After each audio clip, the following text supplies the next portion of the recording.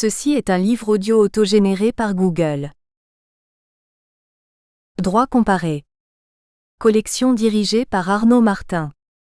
Parce que le droit ne peut plus être considéré dans sa seule dimension nationale, et que son étude doit s'ouvrir au droit étranger, que l'analyse comparative permet de s'échapper des déterminismes qui faussent l'étude des systèmes juridiques et que l'étude des systèmes normatifs étrangers peut faciliter la recherche de réponses aux questions juridiques. La collection Droit comparé met à la disposition des chercheurs et des praticiens du droit un ensemble de travaux destinés à alimenter leurs réflexions tout en donnant aux objectifs, aux méthodes et à l'utilité de l'analyse comparative une plus grande visibilité. Elle publie des recherches en droit comparé, ou accordant une place importante au comparatisme juridique, que ce soit en droit public ou en droit privé, en droit français ou en droit étranger, que celles-ci prennent la forme d'essais, d'actes de colloques ou de séminaires ou de thèses. Elle est naturellement ouverte à toutes les écoles de pensée juridique, ainsi qu'aux recherches pluridisciplinaires dès lors qu'elle présente une dominante juridique. Citation. Le droit est une arène où se livrent des batailles décisives. Ariel Kolonomos. Dédicace.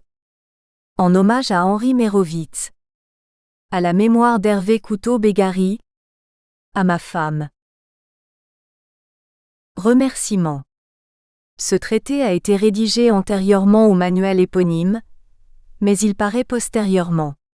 L'ensemble n'aurait pu voir le jour sans la recherche que m'avait suggérée M. Jean-Paul Joubert en 1998 sur l'arme nucléaire française devant le droit constitutionnel et le droit international. L'étude du décret du 12 juin 1996 remplaçant celui du 14 janvier 1964, de l'arrêt du Conseil d'État du 8 décembre 1995 et de Avis consultatif de la Cour internationale de justice du 8 juillet 1996, est à l'origine de ma découverte du droit de la guerre. Le directeur du CLESID ne m'aura ainsi pas seulement soufflé mon sujet de thèse de doctorat sur la pensée de Carl Schmitt, 1888 à 1985, soutenu en 1996. Il m'aura ouvert l'horizon du jus ad bellum et du jus in bello. Ce livre n'aurait pas non plus vu le jour sans les enseignements en la matière, parallèlement à bien d'autres et à d'autres travaux, qui m'ont été confiés depuis 2000 à la faculté de droit de l'université Jean Moulin Lyon 3, de la licence au master, en sciences politiques comme en droit public. Que soit alors remercié M. Joubert, mais aussi M. Jean-Yves Decara, M. Stéphane Doumbé-Billet et Mme Mireille Couston, ainsi que tous les étudiants que j'ai initiés et qui m'ont encouragé. Sigles et acronymes. ABM, Anti-Ballistique Missile. ACR, Agence centrale de renseignement CICR.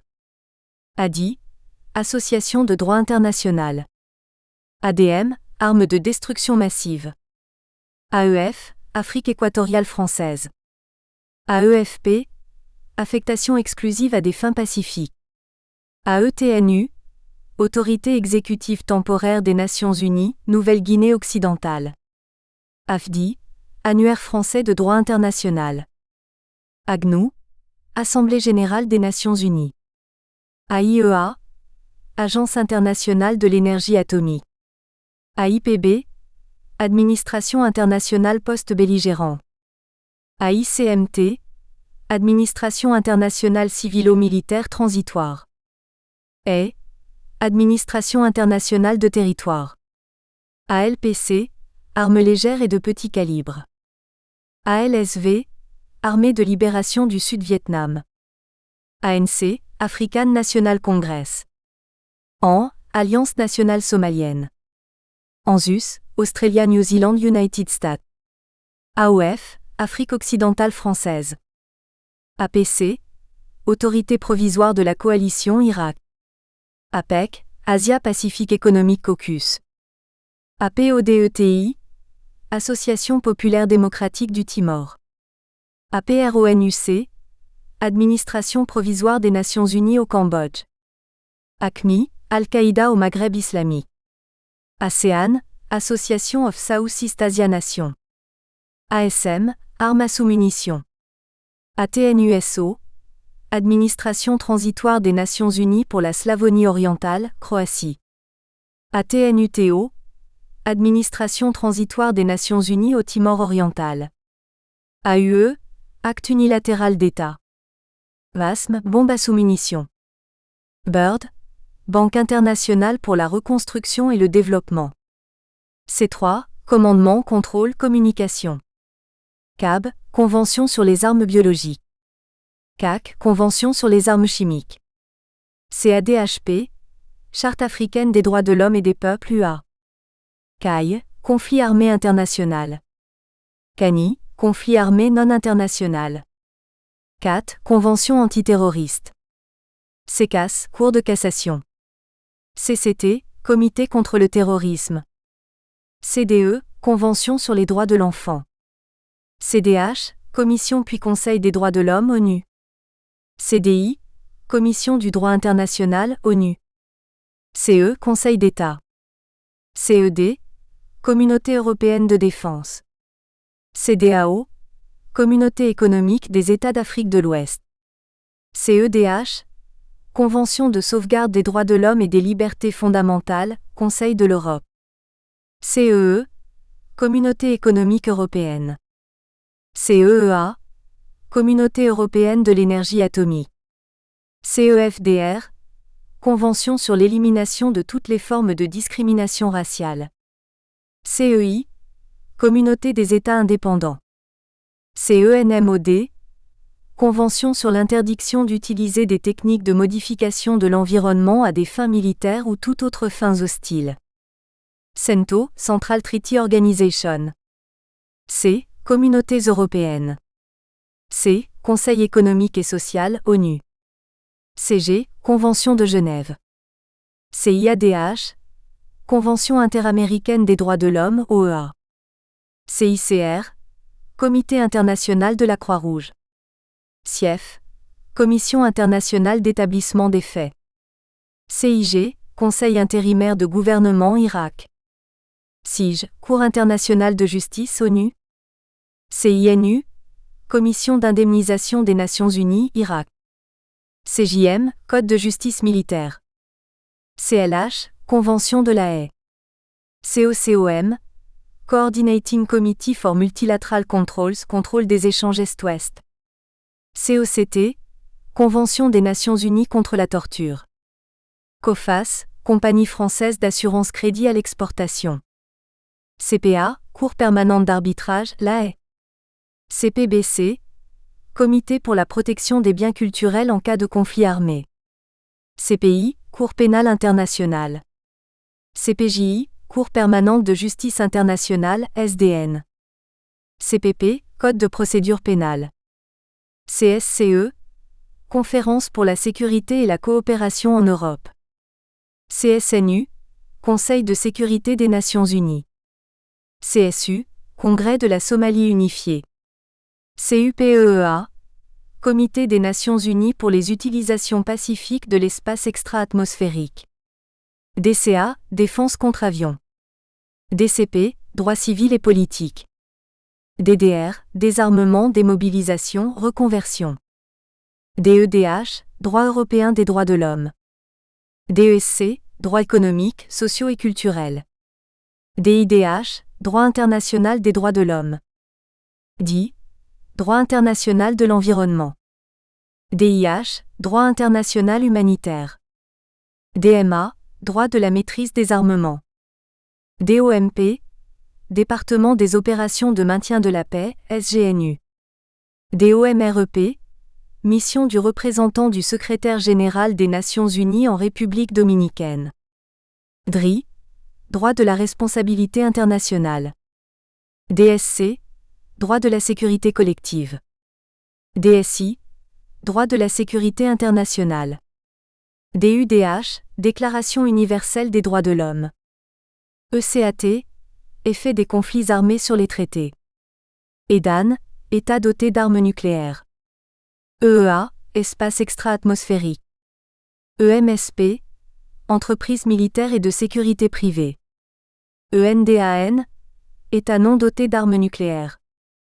ENE, Entité non étatique. ENMOD, Convention sur l'interdiction d'utiliser des techniques de modification de l'environnement à des fins militaires ou toute autre fins hostiles. FAI, fournisseur d'accès à Internet. FANCI, Forces armées nationales de Côte d'Ivoire. FAO, Food and Agriculture Organization ONU. FARC, Forces armées révolutionnaires de Colombie.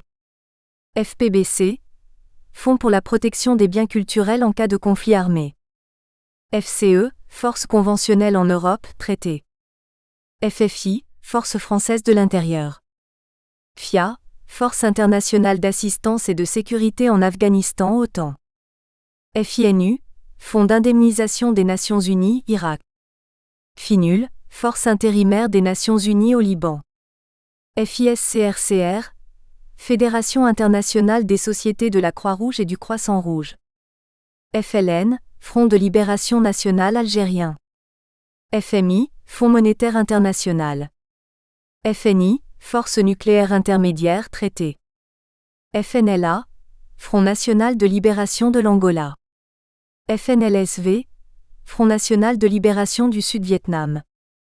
FNU, Force des Nations Unies. FNUOD, Force des Nations Unies chargée d'observer le dégagement, Israël-Syrie. FORPRONU, Force de protection des Nations Unies, ex-Yougoslavie. FRELIMO, Front de libération du Mozambique. FRETILIN, Front révolutionnaire du Timor-Leste indépendant. FSIA, Foreign Sovereign Immunity Act. FUNU, Force d'urgence des Nations Unies. GANUPT, Groupe d'assistance des Nations Unies pour la période de transition Namibie. GATT, General Agreement on Trade and Tariffs. GFT, Gouvernement fédéral de transition Somalie. GNUL, Groupe d'observation des Nations Unies au Liban. GPN, Groupe de planification nucléaire OTAN. HCR, Haut Commissariat pour les réfugiés ONU. HVO, Force de la communauté croate d'Herzeg-Bosna. ICNC, Instrument concerté non conventionnel. IDI, Institut du droit international. IFOR, Implémentation Force, OTAN Bosnie-Herzégovine.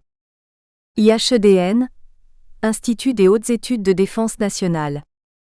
IIDH, Institut international de droit humanitaire.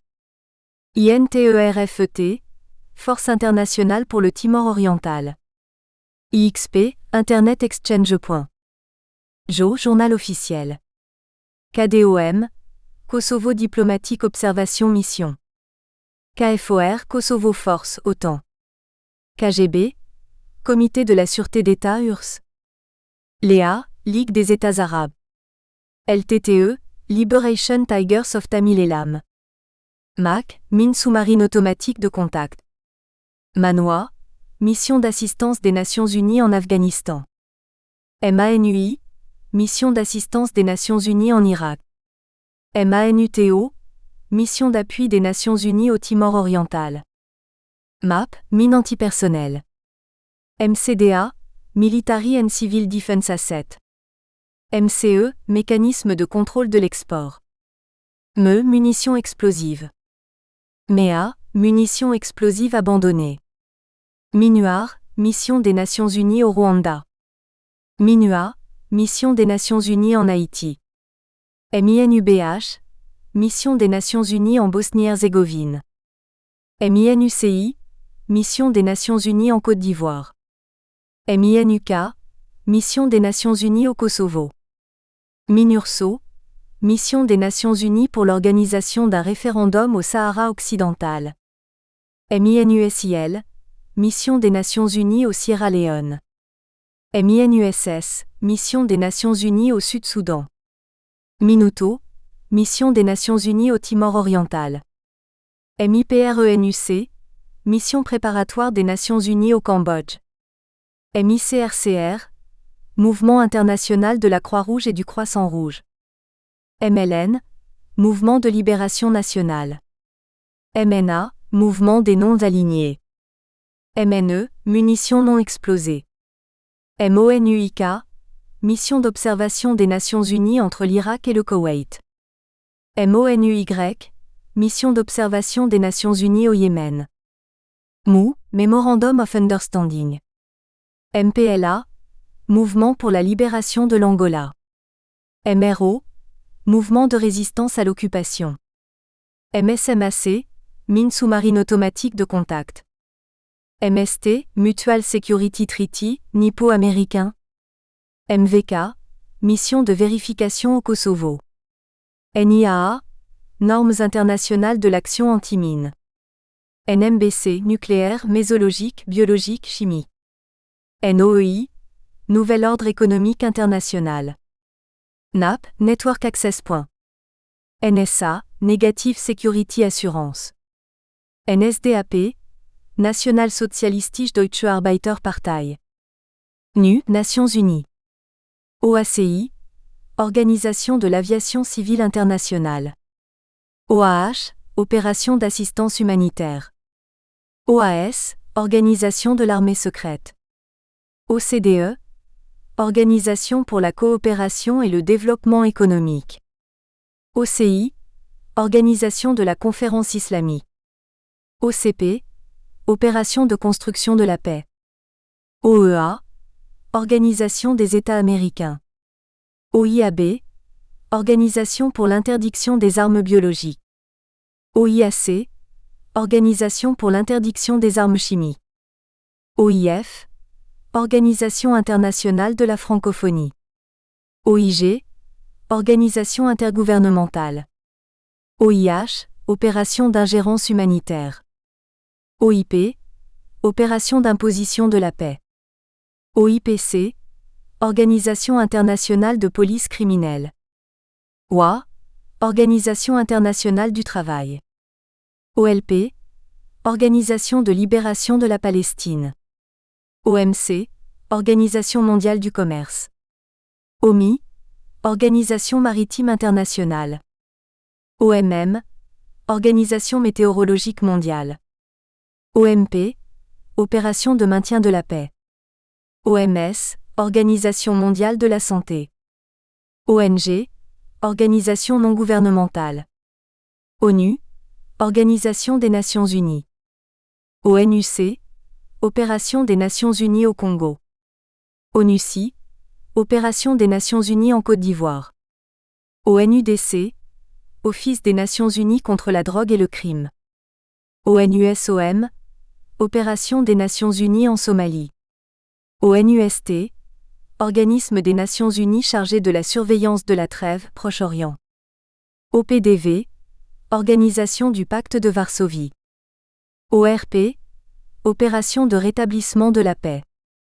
OSCE, Organisation pour la sécurité et la coopération en Europe. OTAN, Organisation du traité de l'Atlantique Nord. OTAS, Organisation du traité de l'Asie du Sud-Est. OTICEN, Organisation du traité d'interdiction complète des essais nucléaires. OUA, Organisation de l'unité africaine. P1, Protocole additionnel I du 8 juin 1977 aux Conventions de Genève du 12 août 1949 relatif à la protection des victimes des conflits armés internationaux. P2, Protocole additionnel 2 du 8 juin 1977 aux Conventions de Genève du 12 août 1949 relatif à la protection des victimes des conflits armés non internationaux. P3, Protocole additionnel 3 du 8 décembre 2005 aux Conventions de Genève du 12 août 1949 relatif à l'adoption d'un signe distinctif additionnel. PAC, Pan-Africanist Congress. PAIGC, Parti africain pour l'indépendance de la Guinée et du Cap-Vert. PAM, Programme alimentaire mondial. PC, Parti communiste. PDPA, Parti démocratique populaire afghan. PFCDE, Protocole facultatif à la Convention sur les droits de l'enfant. PG, prisonniers de guerre. PIDCP, Pacte international sur les droits civils et politiques. PIDESC, Pacte international sur les droits économiques, sociaux et culturels. PKK, Parti des travailleurs du Kurdistan. PNUE, Programme des Nations Unies pour l'environnement. PSA, Positive Security Assurance. RAL, responsable de l'application des lois. RO, République arabe unie, Égypte-Syrie. RCADI, recueil des cours de l'Académie de droit international de La Haye. RD, recherche-développement. RDA, République démocratique allemande. Rez-de-chaussée, République démocratique du Congo. RDE, règles d'engagement. RDGA, règlement de discipline générale dans les armées. RDISDP, revue de droit international, de sciences diplomatiques et politiques. RDN, revue de défense nationale. RDPC, République démocratique et populaire de Corée. RDTO, République démocratique du Timor oriental.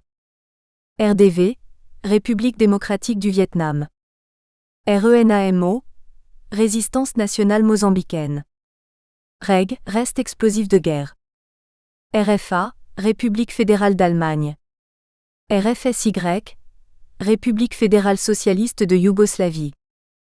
RFY, République fédérale de Yougoslavie. RGDIP, Revue générale de droit international public.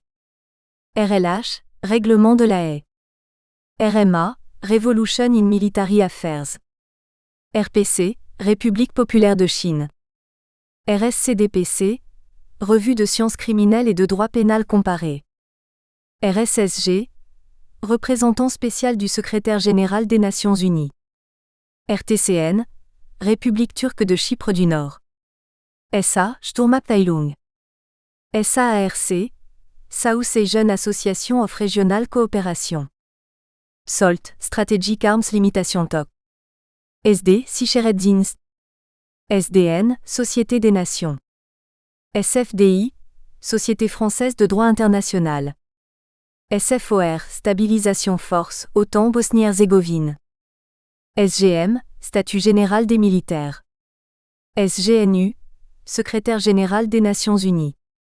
SIDPMDG, Société internationale de droit pénal militaire et de droit de la guerre. SMO, Service militaire obligatoire. SMSP, Service militaire et de sécurité privée. SNLE, Sous-marin nucléaire lanceur d'engins. SOFA, Status of Force Agreement. SPUP, Seychelles People's United Party. START, Strategic Arms Reduction Treaty. STO, Service du travail obligatoire. SWAPO, Southwest African People's Organization. TICEN, Traité d'interdiction complète des essais nucléaires. TIDM, Tribunal international du droit de la mer.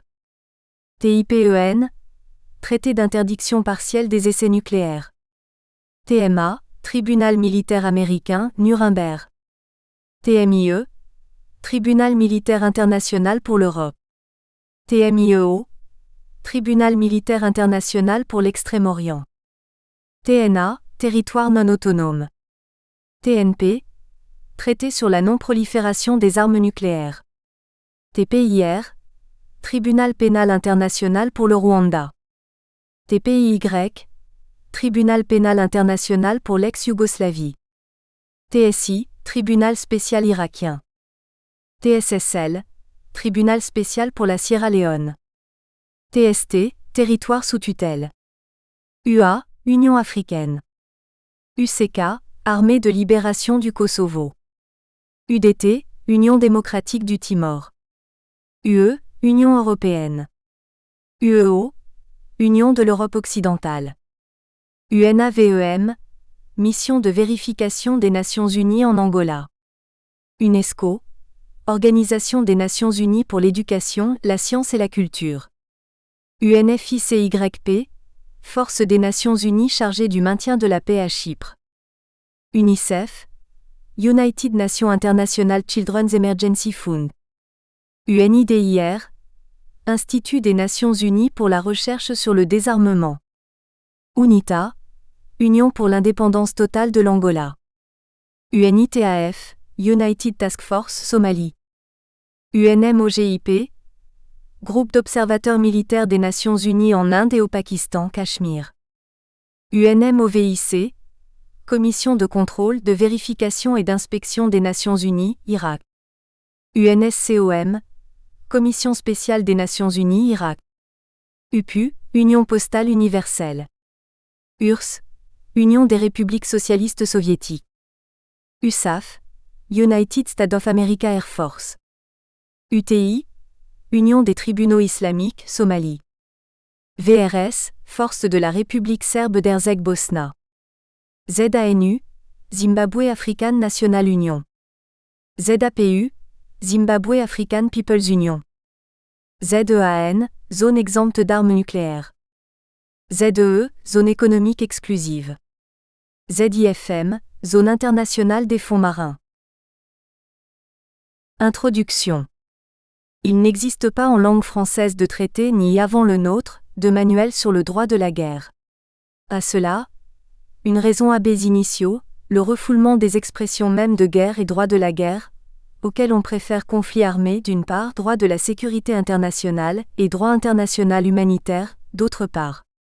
Aucun ouvrage n'embrasse l'ensemble de ce que l'on appelait autrefois le jus ad bellum et le jus in bello, et de ce que l'on pourrait ou devrait appeler aujourd'hui le droit international relatif à l'emploi de la force armée, recours et usage, à côté duquel se range le droit de la maîtrise des armements et celui des opérations militaires non coercitives, maintien de la paix ou assistance humanitaire armée. Telle est l'ambition constructrice ou clarificatrice de ce livre. Faire le tour du droit international militaire vu de France en le présentant comme il est l'ex lata. Parmi les plus grands auteurs francophones contemporains du droit de la guerre figurent en jus ad bellum, Olivier Courtine en jus in bello, Éric David dans les deux branches, Robert Kolb. Courtine et Erkolb prétendent démontrer la mutation du jus ad bellum en jus contra bellum. Et David et Erkolb ne traitent pas ou peu de la neutralité, de la guerre maritime et aérienne, des armements des combattants. Comment exposer la réalité juridique des conflits armés, sans prendre en considération les acteurs mêmes des conflits armés? Rendre compte de cette réalité juridique implique de tenir compte du système international, tel qu'il est ou tel qu'il est édifié, peu importe.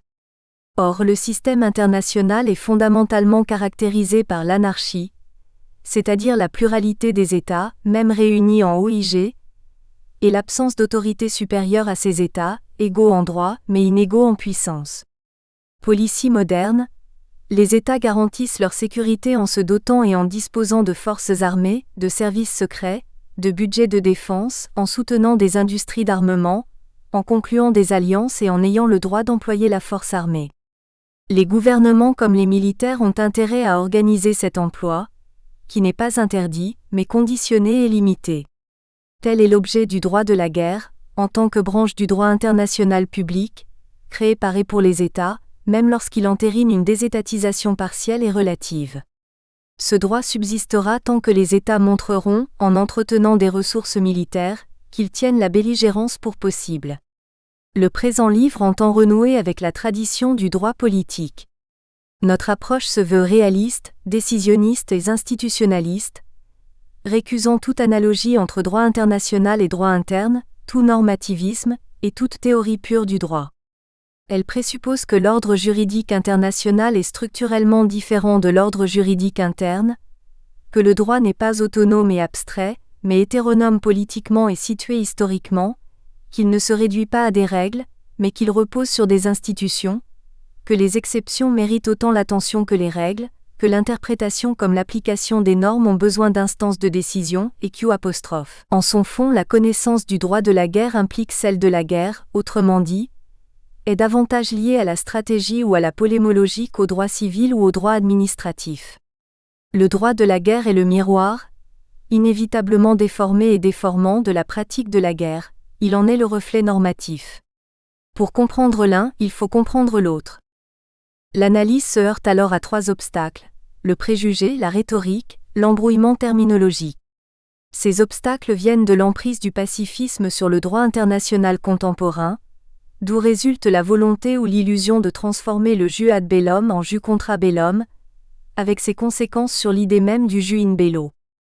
1. L'expression droit de la guerre va à l'encontre du préjugé selon lequel le droit c'est la paix, et la guerre, le non-droit. Mais il existe bien dans toute civilisation, un droit de la guerre aussi ancien que la guerre elle-même. Pas plus que droit et force ne sont antinomiques, droit et guerre ne sont contradictoires. L'une des principales fonctions du droit est de maîtriser la violence, dont l'État comme l'homme en général sont capables et à laquelle l'État comme l'homme en général n'ont pas renoncé. La maîtrise juridique de la violence guerrière, qui est un type de violence politique, celle-ci n'étant à son tour qu'un type de violence, renvoie de tout temps à 4 questions. Qui a le droit d'ordonner la guerre et pour quel but? Qui a le droit de faire la guerre et avec quels moyens? Soit une quadruple limitation. Ratione auctoritas et ratione causae, ratione personae et ratione modi qui se ramène à un double système, jus ad bellum et jus in bello. Cette construction du droit de la guerre autour d'une quadruple limitation se ramenant à un double système remonte aux origines de la réflexion théologique, philosophique, éthique et juridique sur bellum. C'est à tort que la doctrine contemporaine réduit le jus ad bellum à la causa et le jus in bello au modus, en oubliant la qualité des auteurs et des acteurs. Comme toute activité humaine, la belligérance doit être réglée et elle l'est au niveau des auteurs et des buts, des acteurs et des moyens. La guerre, sa préparation ou sa prévention figurent parmi les plus importantes activités étatiques. Le droit de la guerre figure parmi les plus importantes branches du droit international public. 2. Le terme guerre fait l'objet d'une rhétorique manipulatrice, visant à nier sa réalité alors que le conflit armé existe, ou inversement à faire croire à sa réalité alors que le conflit armé n'existe pas. 3. Sous prétexte de la prétendue métamorphose du jus ad bellum en jus contra bellum, le droit international utilise un vocabulaire soit euphémisé soit exacerbé. La guerre devient police ou crime, même s'il ne s'agit là que de fiction juridique. Le jus ad bellum, droit sécuritaire, le jus in bello, droit humanitaire. Mais on ne supprime pas les réalités, en refusant d'utiliser les mots qui les recouvrent, ch. Rousseau.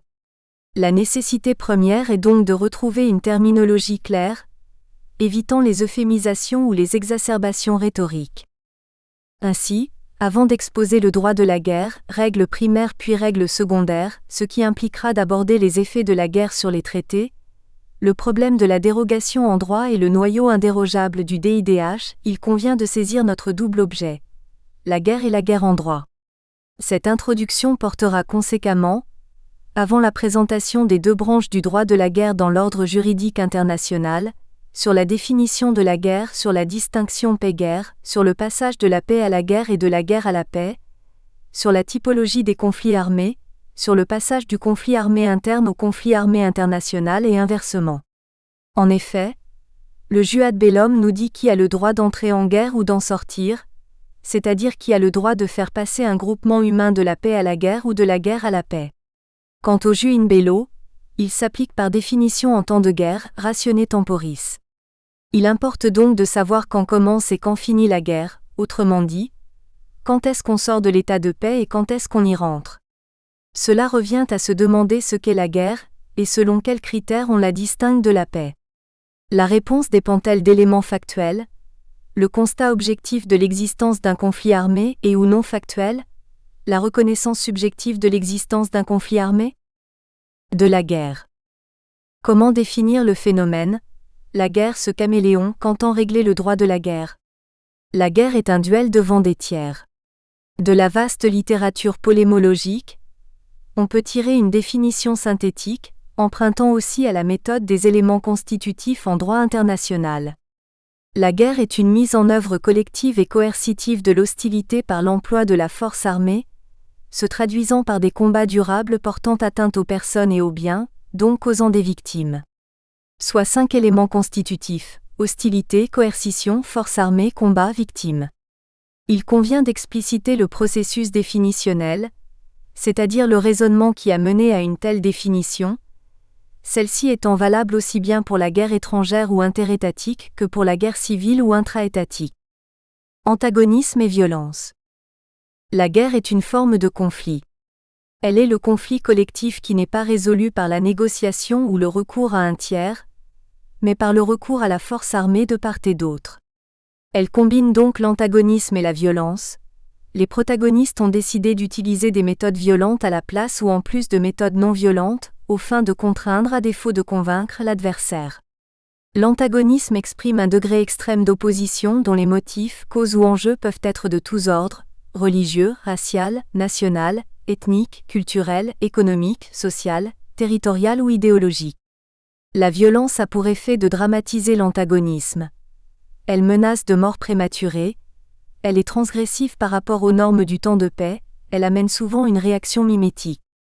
Si l'on requalifie l'antagonisme et la violence, on dira que la guerre combine état d'hostilité et action de combat. À elle seule, l'action de combat suppose l'état d'hostilité. Par contre, l'état d'hostilité n'implique pas nécessairement l'action de combat. L'hostilité ne se traduit pas nécessairement par l'emploi de la force armée. Elle peut se traduire par la propagande, la course aux armements, le boycott, la suspension d'achat ou l'embargo, la suspension de vente. L'emploi de la force armée ne signifie pas nécessairement le combat. Il peut signifier la mise en place d'un blocus, l'interruption des relations commerciales d'un État ou d'une entité avec les tiers, ou la mise en œuvre de la diplomatie coercitive, c'est-à-dire la négociation associée à la menace militaire. Seul le combat permet de distinguer les opérations militaires qui relèvent de la guerre et celles qui n'en relèvent pas. Secours et sécurisation en cas de catastrophe naturelle ou industrielle, démonstration armée, frappe, attentat ou mesures de police, opérations de maintien de la paix, d'assistance humanitaire ou de gestion des crises. Il existe des actions militaires non coercitives. Inversement, il existe des actions coercitives non militaires, mesures de boycott ou d'embargo. C'est donc le recours à la violence collective et coercitive mutuelle qui transforme le conflit en guerre, c'est-à-dire le recours à des moyens matériels conçus ou utilisés pour porter atteinte à la vie, à la liberté, à la propriété des personnes ennemies. Peut-il y avoir guerre sans homicide ? L'idée de guerre à zéro mort, de part et d'autre ou la perspective d'une généralisation de l'emploi d'armes non létales, bouleverse la notion même de guerre. Celle-ci supposerait toujours l'hostilité et l'utilisation de la force armée, mais exclurait l'homicide. Autrement dit, combattre pour contraindre l'ennemi ne passerait pas par sa destruction physique, l'atteinte directe aux personnes, mais par la destruction de ses matériels, l'atteinte aux biens, laquelle causerait des dommages indirects, immédiats ou à terme aux personnes. Violence politique et combat collectif. Il existe différents types de violences contre les personnes, les violences contre soi, suicide ou autrui, agression, les violences verbales ou corporelles, symboliques dépréciatives ou physiques destructives, iconoclastes sur les biens identitaires ou matériels sur les biens ordinaires, rituels ou impies, accidentelles ou délibérées, avouées ou inavouées, individuelles ou collectives, anomiques ou organisées, orgiaques ou instrumentales, meurtrières ou non meurtrières, armées ou non armées, privées ou publiques, permises, judiciaires ou interdites, criminelles. Deux traits communs à toutes les violences. Elles causent de la souffrance, définition même de la victime, laquelle n'est pas nécessairement innocente, même physique. La violence provoque des dommages psychologiques aux victimes, car elle crée de la peur, due au sentiment de vulnérabilité, et de l'humiliation, due au fait de se trouver dominé brutalement. Par opposition à la violence crapuleuse, la violence dite politique est celle qui est motivée par l'hostilité, qui a pour enjeu le pouvoir public, qui est justifiée par une cause collective. Il existe 5 types de violences politiques qui peuvent s'imbriquer. Celle d'un État contre un autre État, violence interétatique, celle des individus contre le pouvoir, violence insurrectionnelle, celle du pouvoir contre les individus, violence répressive, celle qui est interne au pouvoir, violence conjuratoire, celle d'un groupe contre un autre groupe au sein de la société, violence intercommunautaire. La guerre est l'un des principaux phénomènes de violence politique. Toute violence politique n'est pas la guerre. La guerre n'est pas le terrorisme, le coup d'État, l'émeute, la révolution, la persécution. Ce qui manque à ces phénomènes, où l'on retrouve le conflit, l'hostilité, la coercition, la violence, et qui est donc spécifique à Bellone, c'est le combat collectif entre collectivités de combattants. Lorsqu'apparaît un tel combat, alors cela signifie que le terrorisme, le coup d'État, l'émeute, la révolution, la persécution se sont transformés en processus de guerre civile. La guerre n'est donc pas l'exercice unilatéral de la violence par une entité armée contre une population désarmée. Elle est un affrontement entre groupes humains, hostiles les uns aux autres, cherchant à imposer leur volonté à l'ennemi par l'emploi, visant la victoire de la force armée. De la distinction paix-guerre. L'une des principales distinctions apparues dans l'histoire des États, qui est également l'un des grands progrès de la civilisation, est celle de la paix et de la guerre, de l'état de paix et de l'état de guerre, du temps de paix et du temps de guerre. L'un régi par le droit ordinaire, selon lequel il est interdit de nuire à autrui, et dans lequel la seule violence autorisée est celle réactive qui est réglementée par le Code pénal, état ou temps de sécurité relative, L'. Autre régi par un droit extraordinaire, selon lequel il est permis de nuire à l'ennemi, et dans lequel la violence autorisée proactive est régulée par le jus in bello, état ou temps d'insécurité structurelle. Cette distinction ne s'applique pas que dans les relations internationales, c'est-à-dire dans l'hypothèse de la guerre étrangère, mais aussi dans les relations intérieures, c'est-à-dire dans l'hypothèse de la guerre civile. Toutefois, la distinction paix-guerre, pour fondamentale qu'elle soit, n'a rien d'évident, d'éternel et d'universel. Elle suppose une institutionnalisation et une militarisation de l'emploi de la force armée, rendant applicable un ordre juridique d'exception. De nos jours, l'existence du noyau indérogeable du DIDH, applicable en toutes circonstances, y compris le temps de guerre donc, montre qu'il existe un minimum de civilisation irréductible à la distinction paix-guerre. Ce minimum indérogeable ne remet cependant pas en cause l'alternance possible de la paix et de la guerre. C'est pourquoi, du point de vue du pacifisme, ni la distinction paix-guerre ni le minimum indérogeable ne représentent un progrès indépassable, comme le serait l'abolition de la guerre et le règne de la paix. S'agit-il d'un progrès irréversible ? Il existe des situations où la distinction est, même dans l'univers étatique et interétatique moderne, non seulement insuffisante ou difficile, mais délibérément brouillée. Le problème de la violence totalitaire.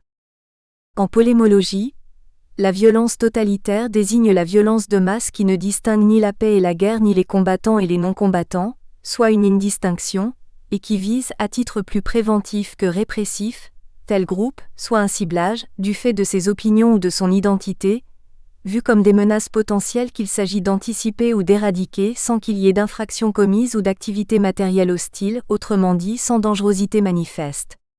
Telle serait la différence d'avec la violence dictatoriale, qui ne s'en prend qu'aux opposants, c'est-à-dire aux personnes qui manifestent une certaine dangerosité. Bref, on attaque ou on persécute des gens, à la fois hostilisés et criminalisés, pour ce qu'ils sont, pas pour ce qu'ils font, en leur appliquant les normes du traitement des combattants illégaux ennemis en temps de guerre. En droit international, on parle de crimes contre l'humanité ou de crimes de génocide. Certaines expériences de violence totalitaire ou de crimes de masse se sont déroulées en temps de guerre, étrangère ou civile, ou sous couvert de la guerre, mais pas toutes.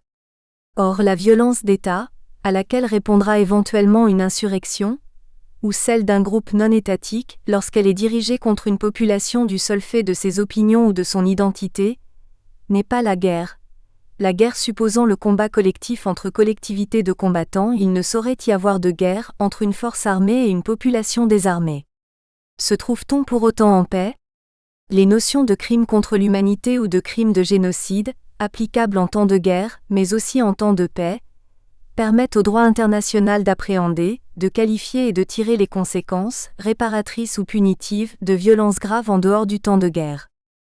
Les situations intermédiaires, transitoires ou incertaines. Même si les deux notions susmentionnées comblent une lacune, le droit international ne connaît que la paix ou la guerre, inter pacem et bellum nihil et medium. Pourtant, dans la réalité politique, la paix et la guerre ne sont pas exclusives de situations intermédiaires, paix armée, ni paix ni guerre, guerre froide ou transitoire, des troubles internes à la guerre civile, des incidents de frontières à la guerre étrangère. On peut dénombrer plusieurs situations incertaines. L'exécution par un État A sur le territoire d'un État B de frappe, d'attentats ou de mesures de police. L'imposition à un État de mesures économiques, boycott, embargo étayées par des mesures d'appui militaire, blocus. L'insurrection et la contre-insurrection. La décomposition d'un État, failed state, ou au contraire, la construction d'un État, state building, n'ayant plus ou n'ayant pas encore monopolisé la coercition physique légitime, L'. Administration internationale d'un territoire et d'une population à des fins de pacification et ou d'autodétermination locale, peace building. La sortie cessez-le-feu, armistice, capitulation, des hostilités actives, mais pas de l'état de guerre, traité de paix ou équivalent, avec l'éventuelle poursuite de la violence, meurtre ou expulsion sur les vaincus, combien de procès truqués, d'exécutions sommaires, de règlements de compte après un conflit armé. Dans les relations entre États, on distingue la guerre en tant qu'État et la guerre en tant qu'action. Le droit international classique exigeait que l'entrée en guerre soit précédée d'un avertissement, ultimatum ou déclaration. La déclaration de guerre ne se confondait ni ne se confond avec la déclaration de l'état de guerre. En effet, l'état de guerre peut viser à déclencher la mise en vigueur de dispositions internes, sans qu'il y ait nécessairement d'acte de guerre contre un autre État. Même dans les relations internationales, il peut y avoir état de guerre sans action de guerre, exemple d'une déclaration de belligérance non suivie de combat ou d'un cessez-le-feu, d'un armistice ou d'une capitulation non suivie d'un traité de paix ou équivalent.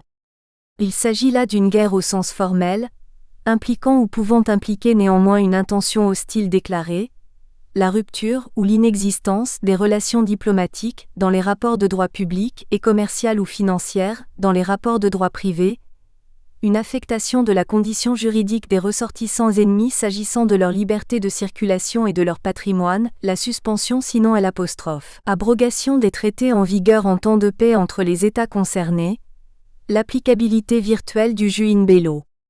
Inversement, il peut y avoir action de guerre sans reconnaissance de l'état de guerre, exemple d'hostilité ou de combat non précédé ou non accompagné d'une déclaration de belligérance. Il s'agit là d'une guerre au sens matériel, impliquant l'applicabilité réelle du droit des conflits armés, mais pas la suspension ou l'abrogation des traités, ni la rupture des relations diplomatiques et commerciales ou financières, ni une affectation de la condition juridique des étrangers, ni une intention hostile déclarée. Au sens plénier, la guerre désigne un état d'hostilité et une action de combat. À elle seule, l'action de combat suppose l'état d'hostilité. Par contre, l'état d'hostilité n'implique pas nécessairement l'action de combat. Il n'y a pas alors de guerre au sens matériel. Plus généralement, l'incertitude sur la paix ou la guerre tient à l'identification, objective, du passage d'un état à un autre, ainsi qu'à la reconnaissance subjective d'un tel passage. Le droit international fournit des critères de discernement objectif.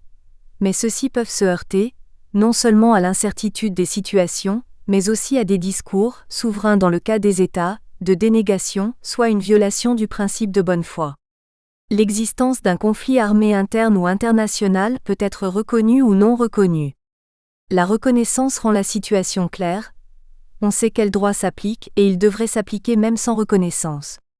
Mais depuis 1945 voire 1919, elle devient rare.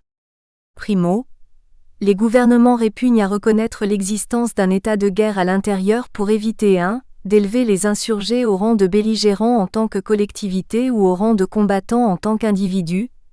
2. D'admettre qu'ils ont perdu le contrôle d'une partie de leur territoire et de leur population.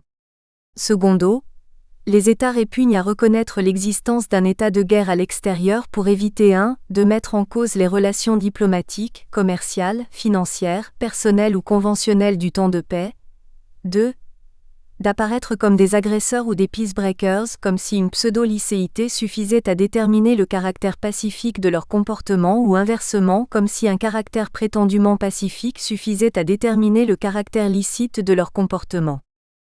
Les fictions de la rhétorique. D'un côté, les gouvernements refusent de parler de belligérance. Pour rassurer l'opinion, non seulement ils ne déclarent plus la guerre à d'autres États, ni ne reconnaissent la situation de guerre au plan interne ou international, mais encore ils qualifient leurs actions militaires de maintien de la paix, sanctions.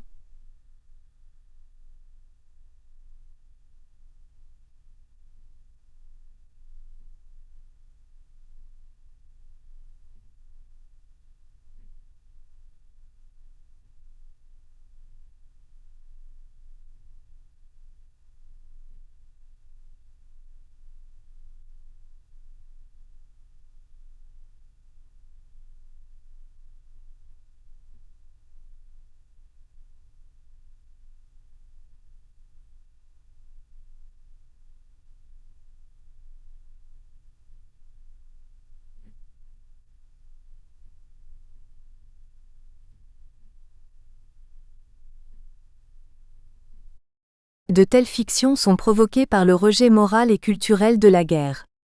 On les retrouve dans l'idée selon laquelle une OIG telle l'ONU ne fait pas la guerre, même lorsque le Conseil de sécurité entreprend ou autorise le recours à la force armée. Des gouvernements sont donc très réticents à reconnaître leurs ennemis comme des belligérants à égalité de droit, qu'il s'agisse d'États ou d'insurgés, les uns comme les autres se trouvant criminalisés, du moins discursivement. Mais d'un autre côté, des gouvernements n'hésitent parfois pas à multiplier l'usage métaphorique du terme guerre, cette fois pour mobiliser l'opinion. Ainsi, la guerre à la mafia, la guerre à la drogue, année 1990, la guerre au terrorisme, année 2000, servent à désigner la lutte, principalement judiciaire, secondairement militaire, contre un certain type de criminalité organisée, dont les suspects se voient simultanément refuser le statut de combattant. D'un côté on euphémise, de l'autre, on exacerbe. La relation ami-ennemi se métamorphose en relation du policier à l'infracteur ou en relation du bien face au mal.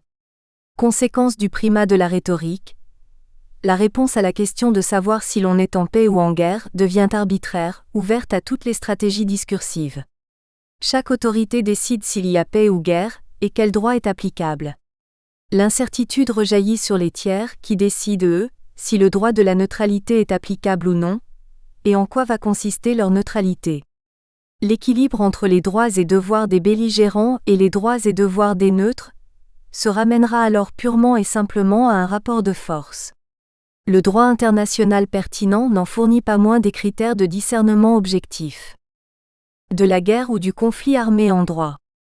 La définition polémologique de la guerre comme mise en œuvre collective et coercitive de l'hostilité par l'emploi réglé de la force armée, se traduisant par des combats portant atteinte aux personnes et aux biens, permet une triple décomposition en droit international.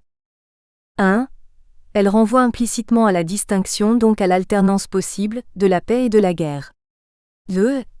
Elle renvoie incidemment aux trois façons de considérer la guerre comme instrument, une mise en œuvre de l'hostilité afin de contraindre l'ennemi, comme état, un état d'insécurité réel lorsque l'emploi de la force armée est effectif, virtuel lorsqu'il est suspendu, comme action, des combats causant des victimes. 3. Elle renvoie principalement à un élément factuel objectif et à un élément non factuel subjectif, mais pas rhétorique. L'existence de collectivités combattantes d'une part, animées par l'hostilité, idée est une cause politique, pas lucrative d'autre part. Le premier élément articule deux critères matériels, l'organisation des partis et l'intensité de la violence armée. Le second élément renvoie à un critère moral, l'intention hostile, pas crapuleuse. Si l'on suit la jurisprudence du TPIY, le jus in bello se fonde uniquement sur le premier élément, on ne peut cependant écarter le second, sous peine d'ériger en conflit armé, la criminalité organisée de droit commun et la lutte contre celle-ci. Le second élément est lisible dans les textes, qui parlent de forces insurgées, d'où le renvoi au mouvement insurrectionnel, donc à une infraction politique selon le droit pénal. Rappelons que si le jus in bello s'applique, la violence proactive contre l'ennemi en armes est autorisée, sans droit à la vie ou présomption d'innocence pour les combattants adverses. Le droit pénal, lui, n'admet que la violence réactive contre l'infracteur ou le suspect qui bénéficie du droit à la vie et de la présomption d'innocence. D'autre part, la différence entre frappe, attentat ou acte de police à l'étranger et recours à la force se mesure à l'aide de deux critères. L'un factuel et objectif, la gravité de l'action armée. L'autre non factuel et subjectif, la volonté de contraindre un autre État par l'action armée.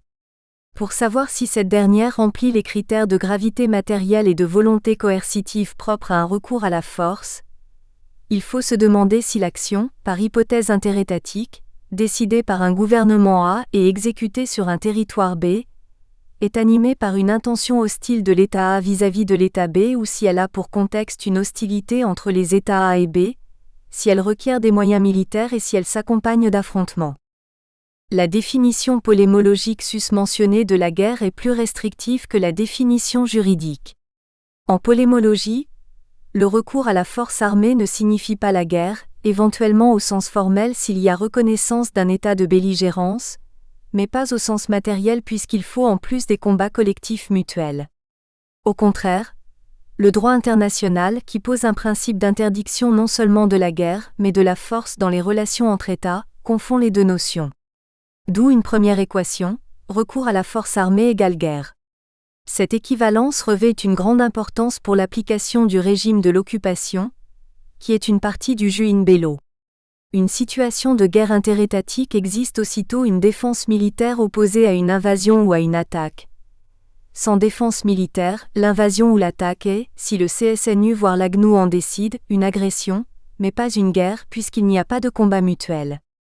Il n'en reste pas moins que l'emploi de la force armée par un État A, dès lors qu'il est non consenti par l'État B, rend applicable le jus in bello, y compris le régime de l'occupation en cas de prise de contrôle territorial par l'État A de même, un territoire dont la population a été privée de son droit à l'autodétermination et qui a été incorporé à un État voisin est réputé occupé, même s'il n'y a pas ou plus de conflits armés.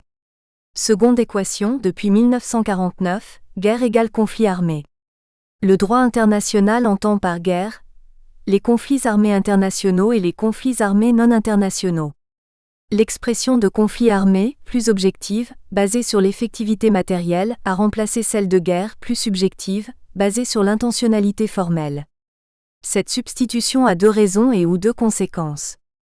1. Au contraire de la déclaration de guerre ou de la reconnaissance de l'état de guerre, l'existence d'un conflit armé international n'a pas d'effet suspensif certain, automatique ou obligatoire sur les relations diplomatiques, commerciales, financières, personnelles ou conventionnelles entre les États concernés. 2. Un conflit armé interne ou international n'implique ni guerre déclarée, ni force militaire étatique, mais le constat que des collectivités combattantes, régulières ou irrégulières, s'affrontent. L'organisation des parties, leur hostilité mutuelle et l'intensité de la violence armée, critères à interpréter raisonnablement et de bonne foi, permettent de distinguer, d'une part, conflit armé international ou non international, d'autre part, incidents frontaliers, troubles internes, frappes, attentats et mesures de police à l'intérieur ou l'étranger, ceci relevant du temps de paix, donc du droit du temps de paix ou tout au plus du droit du temps de crise. Entre la paix et la guerre, il y a la crise, éventuellement comme troisième état politique, mais pas juridiquement, car on l'a dit, le droit international ne connaît que deux états. La paix fut-elle troublée, et la guerre fut-elle de basse intensité. Quant à la différence entre conflit armé international et non international, elle réside dans l'extranéité, hors situation coloniale, postcoloniale ou d'apartheid, des parties au conflit ou au contraire, dans leur nationalité commune, hors situation coloniale, postcoloniale ou d'apartheid. Comme État ou comme action, la guerre ou le conflit armé est un rapport entre parties belligérantes ou parties au conflit. Ce rapport est-il spatialement ou temporellement délimité ? De prime abord, la belligérance est spatialement délimitée, car elle concerne les territoires étatiques des belligérants et les espaces internationaux, mers extraterritoriales, fonds marins au-dessous et espaces aériens au-dessus, à l'exclusion des territoires neutres, terre, mer, air, qui bénéficient de l'inviolabilité. Toutefois, l'existence d'une guerre entre deux États, pourvu qu'ils la reconnaissent, rend applicable le droit de la neutralité pour les États tiers ainsi que l'exercice des droits de la belligérance dans les espaces maritimes ou aériens internationaux. Quant à la reconnaissance d'une insurrection ou d'une guerre civile au sein d'un État, elle rend applicable le principe de non-intervention pour les autres États. Dans les espaces internationaux, l'état de guerre entre deux États coexiste donc avec la neutralité, pas avec l'état de paix, celui-ci n'existant, hors guerre civile, que dans les espaces territoriaux des États tiers. Encore ceux-ci sont-ils concernés par de nombreuses dispositions des conventions de La Haye ou de Genève, de l'assistance humanitaire en général à l'internement des PG en particulier, en passant par l'institution des puissances protectrices. L'inclusion dans la belligérance des relations avec les tiers a donc pour conséquence que tout conflit armé a juridiquement une portée universelle, non délimitée spatialement. En revanche, il y a bien une délimitation temporelle de la guerre. Du début à la fin des hostilités s'applique un droit d'exception, le jus in bello, rapport aux tiers compris, radicalement dérogatoire par rapport au droit normal du temps de paix, le droit du temps de crise en deçà de la guerre étant lui modérément dérogatoire. Le passage de la paix à la guerre ou au conflit armé, et de la guerre ou du conflit armé à la paix. En polémologie, il existe deux grands modes de passage de la paix à la guerre. Le passage reconnu, avec ou sans avertissement, le passage non reconnu, eo ipso sans avertissement. Les notions de reconnaissance et d'avertissement montrent le lien et la référence au droit international. La cessation des hostilités, elle, provient de facto de trois types d'issues. La victoire ou issue militaire, une partie l'emportant sur l'autre. l'accord ou issue politique, les deux parties parvenant à s'entendre soit directement soit via un ou des tiers, l'épuisement ou issue amorphe, le conflit s'achevant par une renonciation réciproque. Avec la cessation des hostilités, le conflit est terminé, cela ne signifie pas qu'il soit résolu. Rappelons qu'un conflit est géré lorsque les effets de la violence qu'il entraîne sont contenus, terminé en cas de victoire, d'accord ou d'épuisement, résolu lorsque ces causes profondes n'agissent plus. Pour qu'un conflit armé soit géré, il faut que s'y applique le droit éponyme. S'il y a reconnaissance de l'état de guerre, la chose sera aisée, plus encore s'il y a avertissement. Mais la règle de l'avertissement a été largement frappée de désuétude, cependant que la reconnaissance des faits peut se heurter à l'incertitude des situations, ou à des discours de dénégation. Le déclin de la règle de l'avertissement, et les difficultés de la reconnaissance objective. Selon le droit international classique, exprimé par la 3e CLH de 1907 sur l'ouverture des hostilités et auparavant, par la résolution de l'IDI de 1906 sur la déclaration de guerre, l'entrée en guerre devait commencer par un avertissement clair. Il est conforme aux exigences du droit international, à la loyauté que les nations se doivent dans leurs rapports mutuels, ainsi qu'à l'intérêt commun de tous les États, que les hostilités ne puissent commencer sans un avertissement et non équivoque, article 1. Cet avertissement peut avoir lieu soit sous la forme d'une déclaration de guerre pure et simple, soit sous la forme d'un ultimatum, dûment notifié à l'adversaire par l'État qui veut commencer la guerre, article 2. Les hostilités ne pourront commencer qu'après l'expiration d'un délai suffisant pour que la règle de l'avertissement et non équivoque ne puisse être considérée comme éludée, article 3. Cette exigence sera battue en brèche par l'assimilation de la déclaration de guerre à une agression. En jus ad bellum, les États comme les OIG répugneront à reconnaître la belligérance. Aussi la détermination du commencement des hostilités en jus in bello devra-t-elle uniquement reposer sur des éléments factuels. Mais à leur tour, ces derniers pourront être difficiles à identifier ou être niés. La volonté du pacifisme de métamorphoser le jus ad bellum en jus contra bellum aboutit ainsi à un régret de la civilisation, car elle brouille le passage de la paix à la guerre, ce qui a pour conséquence symétrique de brouiller le passage de la guerre à la paix. Si l'on ne reconnaît pas la guerre, on ne conclura pas de paix. Tout comme l'absence de déclaration de guerre rend difficile de savoir si l'on est en guerre, l'absence de traité de paix rendra difficile de savoir si l'on est en paix. Se trouve donc compromis le principe selon lequel les effets de l'éclatement des hostilités doivent rester limités au temps de guerre et ne pas déborder sur le temps de paix. S'ajoutent deux conséquences malheureuses, l'une sous l'angle du jus in bello, l'inapplication du système des puissances protectrices, l'autre sous l'angle de l'état de droit, la relative désuétude de la déclaration de guerre constitutionnellement autorisée par la représentation nationale. Cela signifie que même dans les États démocratiques libéraux, le pouvoir de faire passer la nation de l'état de paix à l'état de guerre échappe au Parlement pour échoir au gouvernement. À défaut d'un avertissement, l'emploi de facto de la force armée ou l'ouverture de facto des hostilités doit être le fait condition qui rend automatiquement applicable le jus in bello, l'applicabilité du jus in bello étant à l'inverse le critère juridique de l'existence de la guerre. Peu importe que telle partie conteste la réalité de la guerre, seule cette réalité compte, autrement dit, les faits objectifs, pas la qualification donnée par tel protagoniste. La conception subjective selon laquelle l'état de guerre entre les parties dépend de leurs intentions et non de leurs actes, Gessel, est dépourvue de validité. L'article 2 commun aux 4 CG de 1949 est clair. Les conventions seront applicables, en cas de guerre déclarée ou de tout autre conflit armé surgissant entre deux ou plusieurs autres parties contractantes, même si l'état de guerre n'est pas reconnu. Cette volonté d'objectivité se heurte néanmoins à l'incertitude des situations, ou à la mauvaise foi des gouvernements. Ceux-ci qualifient les faits, et de cette qualification, conflit armé ou non, conflit armé international ou interne, dépendra l'applicabilité du droit éponyme. Il existe deux types de qualification. L'autoqualification par les parties concernées, l'hétéroqualification soit par des États tiers, soit par des OIG à vocation régionale ou universelle, soit par des juridictions internationales telles la CIJ, soit par des ONG telles le CICR. La détermination de l'état de guerre continue donc de dépendre des interprétations ou déclarations gouvernementales, c'est-à-dire d'éléments non factuels, dès lors que l'incertitude ou la malhonnêteté empêche de se borner à vérifier la coïncidence des critères objectifs du droit international avec la situation empirique. La détermination de jure ou de facto du seuil d'un État à un autre.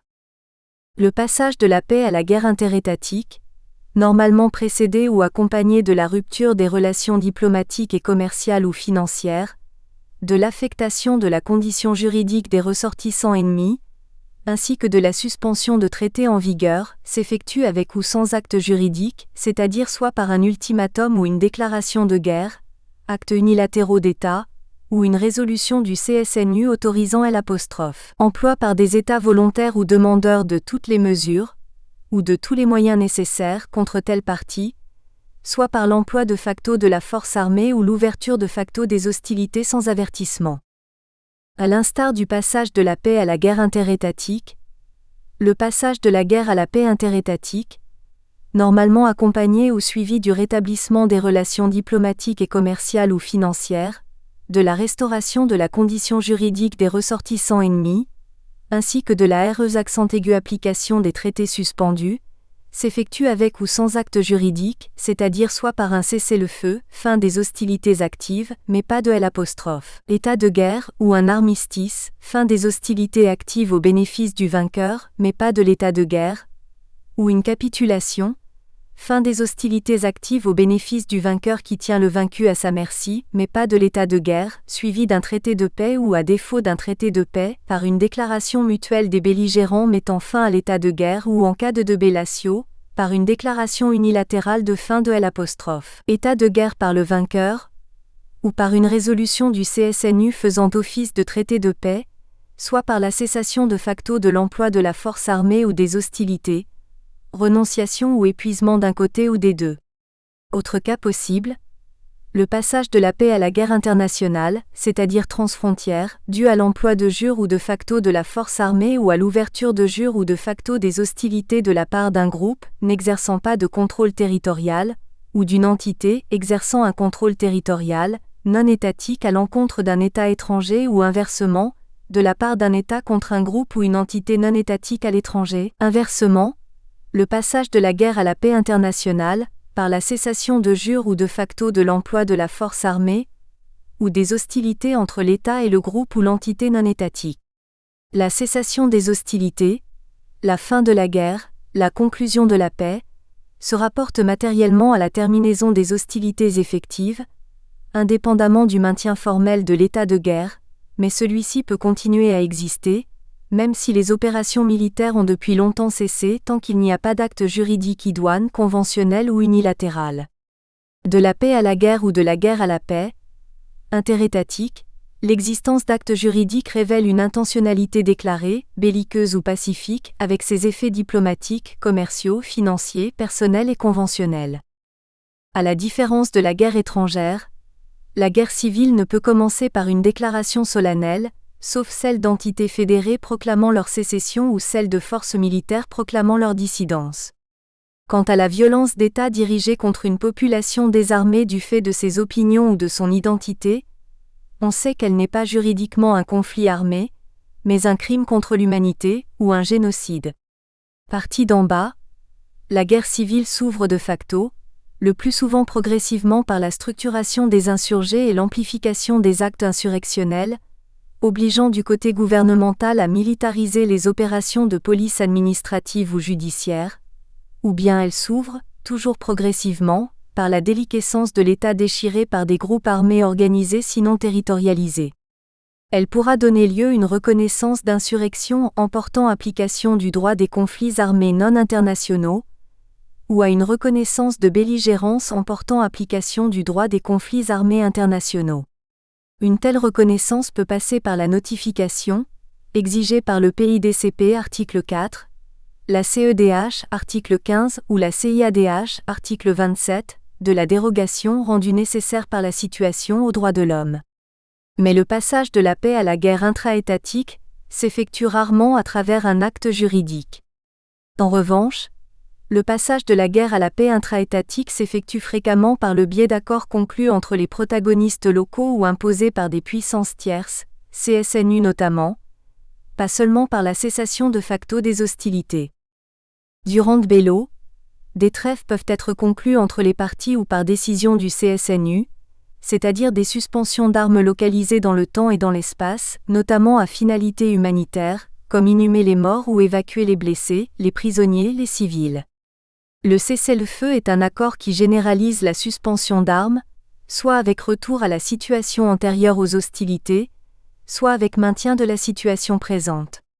Il diffère de l'armistice en ce sens que ce dernier, demandé par le vaincu et accepté par le vainqueur, empêche par ses clauses toute reprise des hostilités de la part du vaincu, dont les forces se trouvent réduites ou contrôlées. Quant à la capitulation, elle signifie que le vaincu s'en remet au vainqueur. Globalement, le jus in bello s'applique dès le passage de jure ou de facto de la paix à la guerre et jusqu'au passage de jure ou de facto de la guerre à la paix. La typologie juridique des conflits est le problème de l'internationalisation d'un conflit armé interne. Le jus in bello se découpe en droit des conflits armés internationaux et en droit des conflits armés non internationaux, sans qu'il y ait eu de réunification ou d'unification depuis 1949. Relève des conflits internationaux. La guerre interétatique, que les États se reconnaissent ou non comme tels, qu'ils se partagent ou non une même nation, opposant des armées régulières à d'autres armées régulières, plus des francs-tireurs en cas de levée en masse face à l'invasion, la résistance organisée à l'occupation et la lutte de libération nationale, c'est-à-dire les conflits armés dans lesquels des peuples luttent contre une situation coloniale, postcoloniale ou des apartheid, opposant des armées régulières à des forces irrégulières, soit des soldats d'un État occupant à des résistants en territoire occupé, soit des soldats d'un État colonial, postcolonial ou d'apartheid à un MLN, le conflit entre un État A, donc une armée régulière, et un groupe ou une entité non étatique, donc une force irrégulière, du moins si celle-ci n'est pas simplement l'organe de facto d'un État B, sinon le conflit oppose l'État A à l'État B, relève des conflits non internationaux. Les conflits qui se déroulent sur le territoire d'un État entre les forces gouvernementales et des forces insurgées, civils rebelles et ou militaires dissidents, qui sous la conduite d'un commandement responsable, exercent sur une partie du territoire un contrôle tel qu'il leur permette de mener des opérations armées continues, article 1 P2. Retenant l'hypothèse de l'effondrement de l'État et de l'absence de territorialisation des parties, le traité de Rome portant ces pays mentionne les conflits au sein d'un État qui oppose de simples groupes armés organisés, article 8-2. Le traité de Rome s'en tient donc aux critères de l'organisation, soit la notion de groupe non étatique, alors que le P2 exige une territorialisation, soit la notion d'entité non étatique.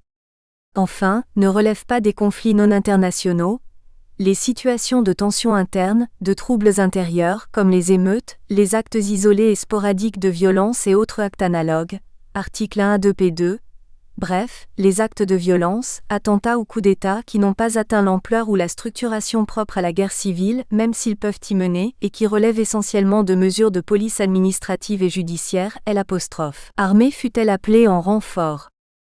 La différence fondamentale entre le CAI et le CANI est que dans l'un, s'opposent deux titulaires du jus belli, donc deux forces dont les membres ont droit au statut de combattants légaux, droit inconditionnel s'agissant des membres des forces régulières, droit conditionnel s'agissant des membres des forces irrégulières, alors que dans l'autre, s'oppose un titulaire du jus belli à un non-titulaire du jus belli, une force dont les membres ont droit au statut de combattants légaux et une force dont les membres n'ont pas droit à un tel statut, sauf reconnaissance de belligérance, ou même, dans l'hypothèse que retient le traité de Rome, de non-titulaires du jus belli.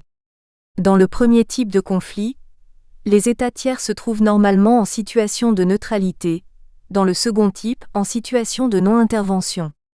On le verra, le combattant légal, donc le PG, est le grand absent du droit des conflits armés non internationaux, sauf reconnaissance de belligérance, qui entraîne l'applicabilité du droit des conflits armés internationaux.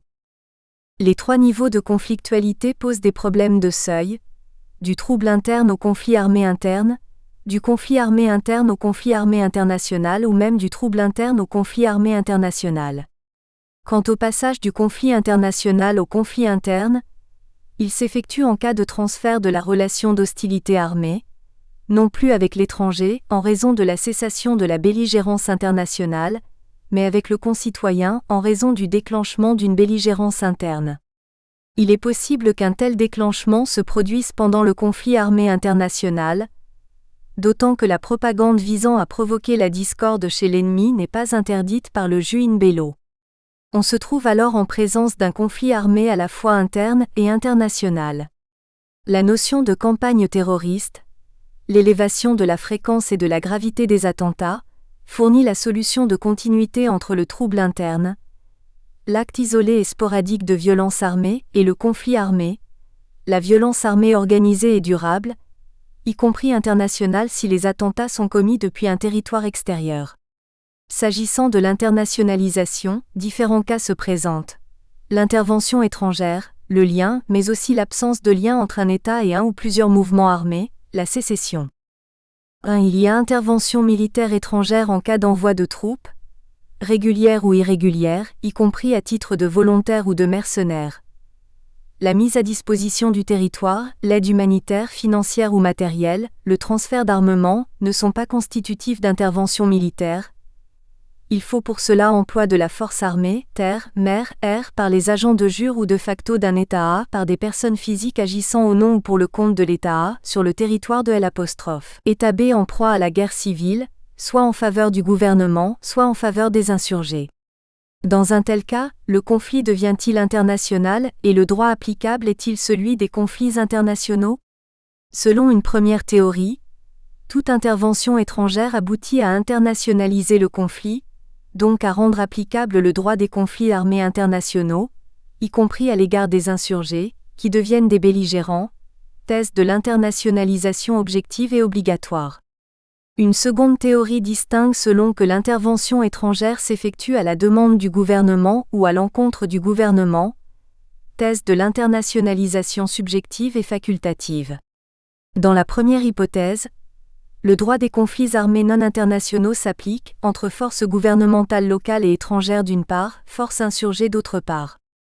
Dans la seconde hypothèse, soit le droit des conflits armés internationaux s'applique, y compris à l'égard des insurgés, qui deviennent des belligérants, thèse de l'unité du conflit, soit le droit des conflits armés internationaux ne s'applique qu'entre l'armée étrangère et les forces gouvernementales, le droit des conflits armés non internationaux continuant de s'appliquer entre les forces gouvernementales et les insurgés, thèse de la décomposition du conflit.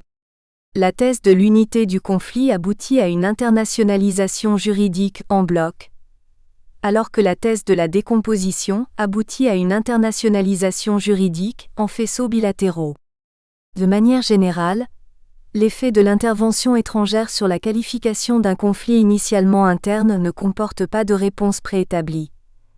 La solution dépend de l'ampleur de l'intervention, du but poursuivi par là où les puissances intervenantes, du rapport des forces militaires entre là où les puissances intervenantes et la partie locale assistée. Quid en cas d'intervention de l'ONU dans un conflit interne? Une action militaire non coercitive, donc consentie par les protagonistes locaux, ne transforme pas un conflit interne en conflit international.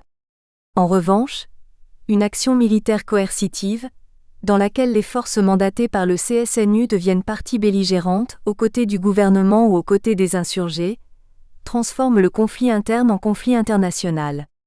2. Lorsqu'une force insurgée au sein d'un État A dépend d'un État B ou lorsque ses actions sont contrôlées par un État B, le conflit armé est internationalisé, ainsi en cas d'insurrection, de subversion ou de sécession dirigée depuis l'extérieur. 3.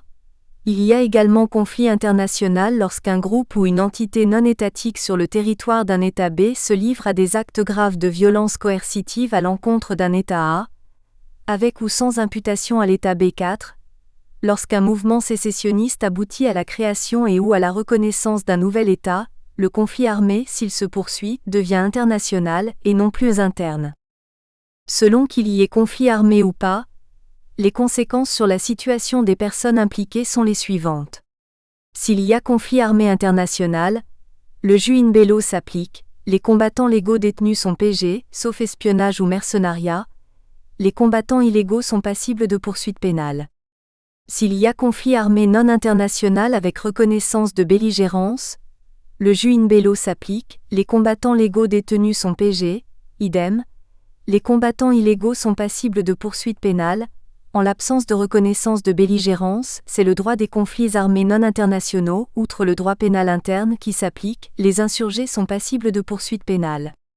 S'il n'y a pas de conflit armé ou de reconnaissance de conflit armé, s'applique le droit pénal, les insurgés à l'intérieur, ou les membres des groupes ou entités armées à l'extérieur, sont passibles de poursuites pénales pour atteinte à la sûreté de l'État, mouvement insurrectionnel, intelligence avec une puissance étrangère ou terrorisme.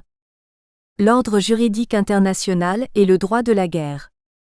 Pour certains, un ordre juridique qui n'assurerait pas le maintien de la paix ou qui admettrait la rupture de la paix serait contradictoire dans les termes. Il est alors aisé d'en déduire que le droit international comporte une imperfection essentielle. On peut en tirer deux conclusions opposées. Soit nier le caractère juridique du droit international, soit vouloir transposer en droit international les mécanismes du droit interne par des analogies fictives ou des fictions analogiques. Des juristes ont contesté le caractère juridique du droit international parce qu'ils n'y voyaient ni législateur, ni exécutif, ni juge obligatoire, qu'ils estimaient inséparables de la notion même de droit.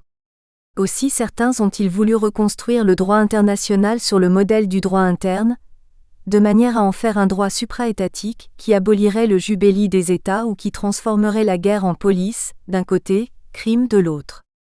Mais qu'il n'y ait pas en droit international d'instance tierce supérieure, indépendante et impartiale disposant de la compétence pour distinguer le recours licite ou illicite à la force armée et ou des moyens de contrainte pour prévenir, faire cesser, réparer ou réprimer un recours illicite à la force armée, ne supprime pas la juridicité du droit international.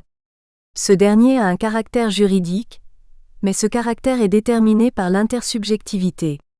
Le système politique international est anarchique. L'ordre juridique international est lui aussi anarchique.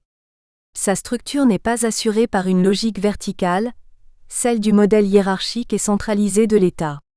Elle est assurée par une logique horizontale, correspondant à un monde de sujets également souverains, dans le cadre d'une pluralité, non d'une unité politique. Selon le droit interne, qui interdit la violence s'agissant des particuliers, légitime défense individuelle exceptée, et règle la violence s'agissant des autorités, l'État a le monopole de la coercition légale, celle-ci est mise en œuvre selon la loi par des instances exécutives, police et armée, habilitées et contrôlées, y compris juridictionnellement.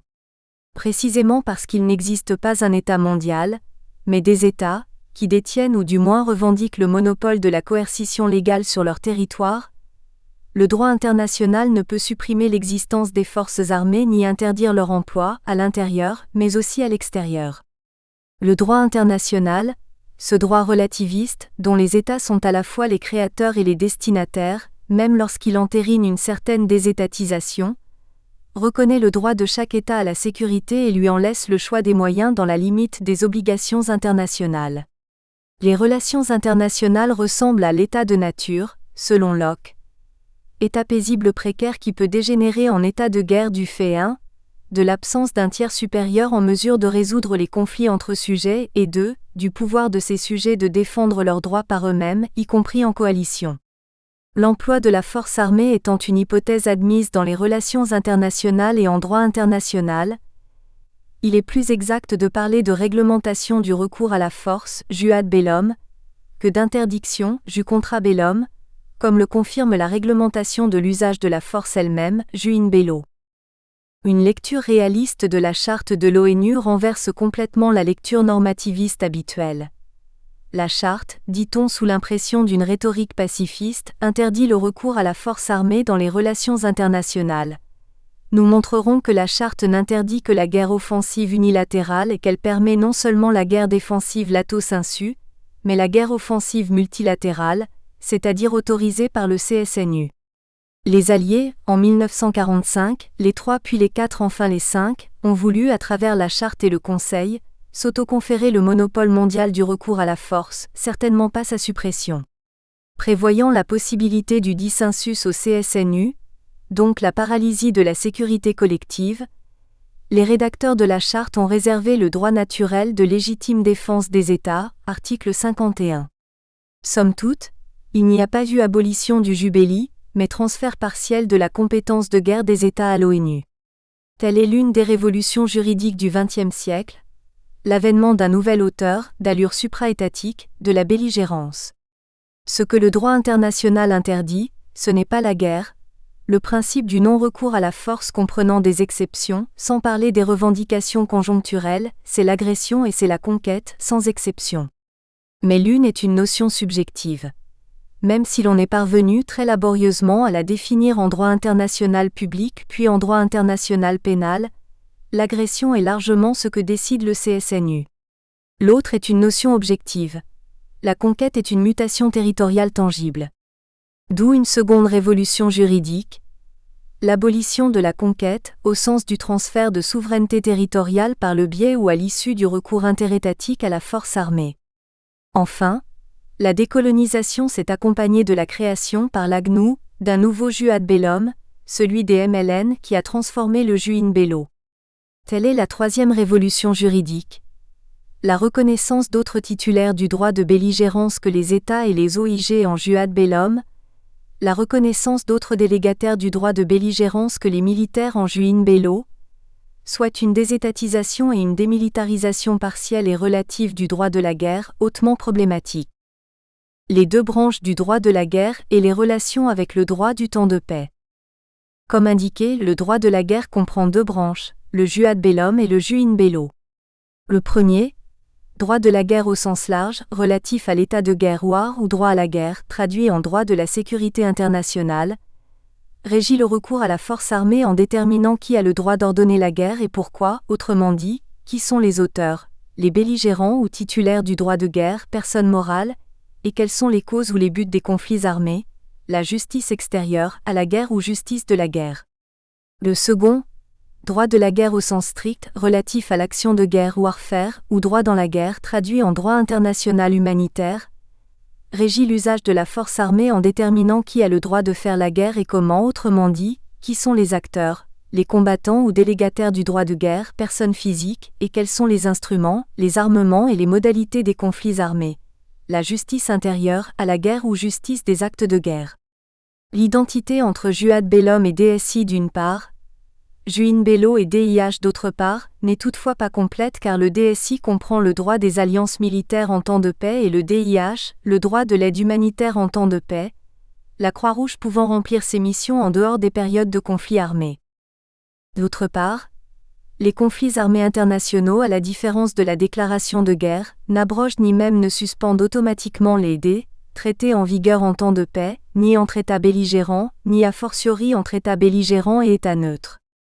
S'agissant du DIDH, particulièrement concerné par le temps de guerre, les conventions internationales continuent de s'appliquer, territorialement et extraterritorialement, par les États les ayant signés et ratifiés ou y ayant adhéré, ainsi que par les OIG, sauf dérogation admise en cas de guerre. Or, en temps de guerre, tout est dérogeable, même s'il ne sera pas nécessairement dérogé à tout, excepté le noyau indérogeable du DIDH. Celui-ci s'applique durant bello, d'où l'interaction avec le jus in bello.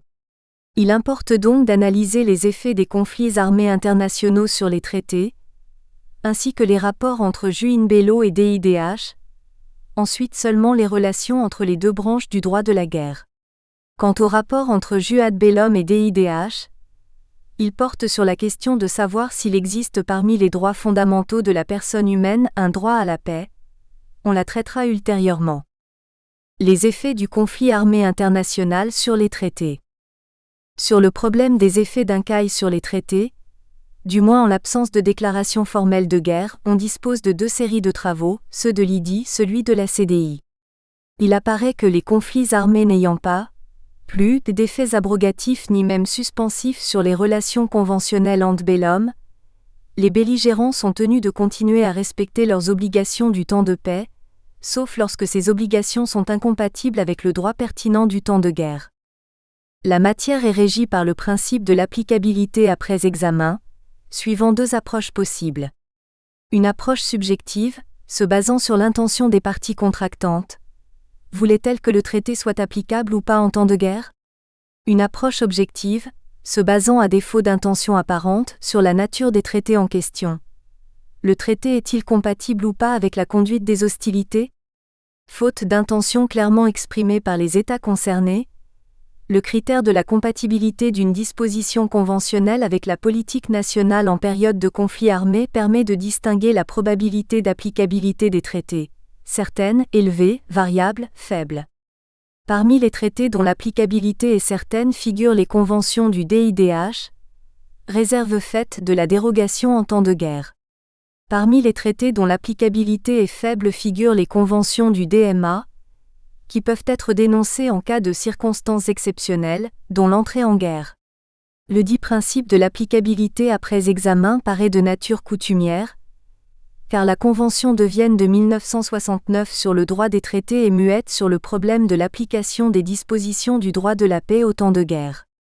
L'article 73 énonce que les dispositions de la présente Convention ne préjugent aucune question qui pourrait se poser à propos d'un traité du fait de l'ouverture d'hostilités entre États, tandis que l'article 63 stipule que la rupture des relations diplomatiques entre parties à un traité est sans effet sur les relations juridiques établies entre elles par le traité, sauf dans la mesure où l'existence de relations diplomatiques est indispensable à l'application du traité. Quant aux articles 61, survenance d'une situation rendant l'exécution impossible, et 62, changement fondamental de circonstances, ils ne s'appliquent pas au conflit armé. Mais celui-ci peut constituer une circonstance excluant l'illicéité en cas d'inapplication d'un traité conclu en temps de paix. Une chose est sûre, l'ouverture d'hostilités internationales créant une situation anormale, dixit la CDI, les règles qui en régissent les effets sur les traités ne font pas partie du droit international général applicable dans les relations normales entre États. Les rapports entre le jus in bello et le droit international des droits de l'homme. Le DIDH s'applique en temps de guerre, du moins le noyau indérogeable. Si le DIDH ne s'appliquait qu'en temps de paix, l'établissement d'un système dérogatoire pour les situations de conflit armé serait privé de sens. Selon les deux pactes des NU de 1966, le DIDH se subdivise en droits civils et politiques, le PIDCP, et en droits économiques, sociaux et culturels, le PIDESC. On y retrouve à chaque fois un noyau dur, droits intangibles d'un côté, article 4 PIDCP, article 15 CEDH, article 27 CIADH, conditions de vie minimales de l'autre. Tous deux correspondent largement aux considérations élémentaires d'humanité, du jus in bello, selon l'expression utilisée par la CIJ dans l'arrêt Détroit de Corfou de 1949, minimum humanitaire d'un côté, article 3 commun au CG, article 75 P1, article 4A2 P2, bien indispensable à la survie des populations de l'autre. Plutôt que par le droit international applicable aux conflits armés dans son ensemble, le jus cogens serait constitué par le noyau indérogeable du DIDH et par les considérations élémentaires d'humanité, du jus in bello, soit un noyau élémentaire du droit international de la personne humaine, un ordre public humanitaire, un minimum irréductible ou un standard minimum de civilisation applicable en tout temps, paix, crise, guerre ou déliquescence des apostrophes. État, dont la violation flagrante, en DIDH ou grave, en DIH, équivaudrait à crime international. Les conventions en vigueur du DIDH continuent donc de s'appliquer, sauf dérogation admise en cas de guerre. On sait qu'en cas de contrariété, lex specialis derogat legi generali. Cette formule suppose que le jus in bello, comme lex specialis, et le DIDH, comme lex generalis, relèvent de la même branche du droit, qui serait le droit international de la personne humaine ou la sauvegarde du droit individuel face à la puissance publique, celle d'un belligérant ou celle d'un État. Or rien n'est moins sûr. Le jus in bello est une branche du droit international relatif à l'emploi de la force armée. Quant au DIDH, il relève du droit du temps de paix, même s'il trouve à s'appliquer en période de conflit armé, au moins son noyau indérogeable. Les relations entre les deux corps de règles, autonomes l'un vis-à-vis de l'autre, font l'objet d'un ample débat doctrinal, sur lequel on reviendra. Ces relations ne seraient-elles pas du même type que celles analysées par Mathias Forteau, entre le droit de la sécurité collective et le droit de la responsabilité internationale? Autrement dit, La convergence partielle des champs d'application des deux corps, motifs de déclenchement et destinataire, et la convergence partielle des objets, fonctions et contenus des techniques juridiques, ne saurait masquer la différence de nature et de finalité. Réguler l'usage de la force armée d'un côté, protéger les droits individuels vis-à-vis de l'État de l'autre. À cet égard, est significative la différence de conception du jus in bello et du DIDH quant au droit à la vie. Au contraire du DIDH, qui protège tous les individus, le jus in bello divise l'humanité en deux. Les combattants et les non-combattants, même si le problème de la participation aux hostilités ou à l'effort de guerre complique cette division simple. Seuls les non-combattants sont des personnes protégées, conservant le droit à la vie, dommages collatéraux admis pourvu qu'ils ne soient pas inutiles ou excessifs. Les combattants, eux, ayant le droit de tuer l'ennemi en armes, n'ont pas droit à la vie, sauf principe d'humanité, c'est-à-dire lorsqu'ils sont mis hors de combat, blessés, prisonniers. Pour beaucoup d'auteurs, l'interaction du DIH et du DIDH conduit à un élargissement et à un enrichissement du système normatif applicable en période de conflit armé.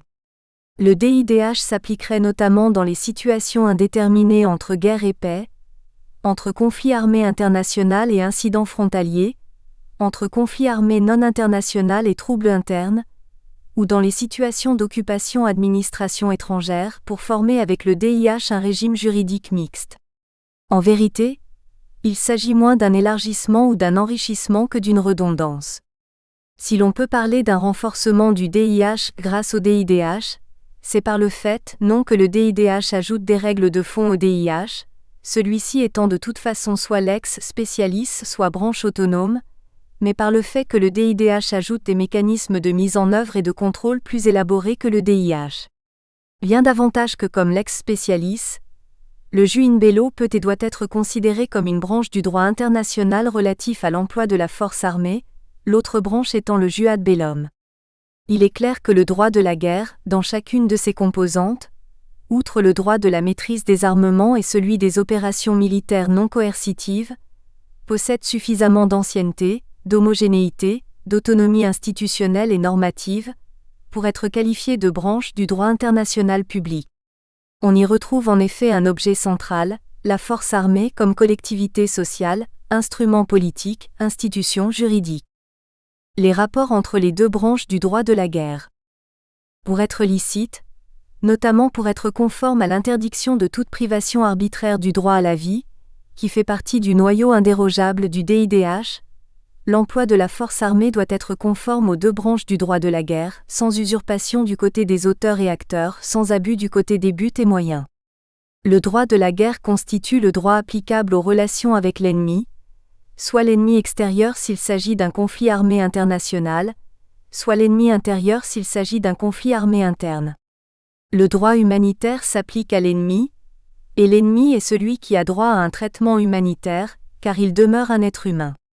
Qu'on ne s'y trompe pourtant pas, le traitement humanitaire inclut bel et bien le droit pour le combattant légal, de tuer le combattant adverse, dommages collatéraux admis pourvu qu'ils ne soient pas inutiles ou excessifs. Il n'y a là aucune privation arbitraire du droit à la vie, au moins du point de vue du jus in bello, sinon du point de vue du jus ad bellum. Le droit de la guerre détermine qui peut être tué, comment et par qui, sous quelle autorité et pour quel but, en même temps qu'il limite la compétence de mort, le jus vitae senescis, des États ou d'autres groupes ou entités. Conforme au droit de la guerre, l'homicide politique est permis, il n'entraîne aucune responsabilité ni réparatrice ni punitive. L'examen de licéité comme l'éventuel engagement de responsabilité implique cependant, au préalable, de préciser les rapports entre les deux branches. Celles-ci sont à la fois 1 autonomes et 2 liées. D'autre part, elles n'ont pas connu le même destin historique. L'usage de la force armée a toujours été limité. Le recours à la force armée était en principe libre, inconditionné et incontrôlé avant 1914. Il est en principe interdit depuis 1945, mais les dérogations conditionnées et contrôlées, au principe où les transferts de compétences à l'ONU préservent l'idée du jus ad bellum par opposition au jus contra bellum. En jus in bello, la guerre demeure une institution. En jus ad bellum, elle est devenue une exception. L'indifférence mutuelle du jus ad bellum et du jus in bello. Jus ad bellum et jus in bello sont indifférents l'un à l'autre. Cela signifie 3 choses. 1. L'affectation pacifique des espaces internationaux maritimes, aériens ou extra-atmosphériques est un principe de jus ad bellum, pas de jus in bello. 2. De même que le jus in bello entre en vigueur dès qu'il y a conflit armé, sans qu'importe la qualification en jus ad bellum, les belligérants sont à égalité devant le jus in bello quelle que soit leur éventuelle inégalité devant le jus ad bellum. 3. Le respect ou la violation du jus ad bellum ne signifie pas le respect ou la violation du jus in bello, et inversement. La séparation des 2 branches a des conséquences sensibles, encore que contrastées, sur l'éventuelle mise en œuvre de la responsabilité réparatrice ou punitive en cas de violation dommageable ou criminelle des règles applicables. Le jus ad bellum a pour destinataire les autorités, le jus in bello les combattants. Même en cas de respect du jus in bello, les autorités ayant ordonné la guerre contrairement au jus ad bellum encourent une responsabilité pour leurs décisions. Inversement, en cas de violation du jus in bello, les autorités ayant ordonné la guerre conformément au jus ad bellum n'encourent pas de responsabilité pour leurs décisions, à moins qu'elles n'aient ordonné ou planifié des crimes de guerre, des crimes contre l'humanité ou des crimes de génocide. Même en cas de respect du jus ad bellum, les combattants agissant contrairement au jus in bello encourent une responsabilité pour leurs actes. Inversement, en cas de violation du jus ad bellum, les combattants agissant conformément au jus in bello n'encourent pas de responsabilité pour leurs actes. Selon le droit positif, il n'est pas admissible de déclarer que les acteurs d'une guerre injuste commettent ipso jure des actions injustes. L'illicéité en jus ad bellum n'emporte pas illicéité en jus in bello. Autrement dit, la responsabilité des auteurs, du fait des causes ou des buts de la guerre, n'entraîne pas responsabilité des acteurs qui relèvent elles des modalités ou des moyens. Dans l'histoire du droit de la guerre, le problème a été disputé.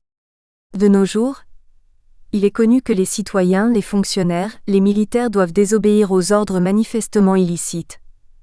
Par conséquent, le droit international faisant partie du bloc de la légalité et l'emportant sur la législation nationale en cas de contrariété, il devrait refuser de participer à une guerre manifestement illicite.